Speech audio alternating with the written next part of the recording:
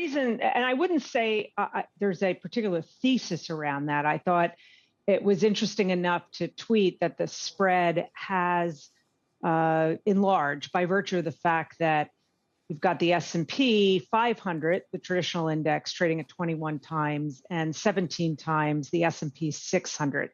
And the reason why I looked at the spread, not just to be apples to apples in terms of index provider, but the S&P 600 has a profitability screen, which the Russell 2000 does not. And at this present time, coming out of the COVID environment, you've got a much larger share of the Russell that are non-earners. So it just makes it a little bit more difficult to do valuation analysis. We don't have a tactical overweight on small caps right now, but we do tell investors that if they're looking in the small cap universe, inherently you get a higher quality bias within the S&P 600 version of small caps because of that profitability filter.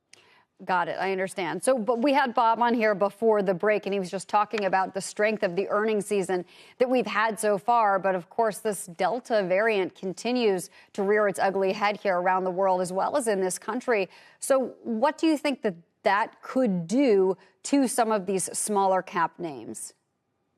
So far, we haven't seen a significant dent in the economic metrics, the high frequency, mobility based, foot traffic based, services based indicators that would suggest that we're starting to see a faltering in economic activity, even in a state like Florida, which is number one in terms of the increase in cases. Now, that's no guarantee that we won't start to see some behavior changes, but so far, there hasn't been an impact. I think at a point where there might be an impact, even if it's absent lockdowns, just human beings making decisions to maybe refrain from taking vacations or dining out, whatever the factor is, there are some big, powerful economic states that are on the lower end of the case count. So that could serve as an offset.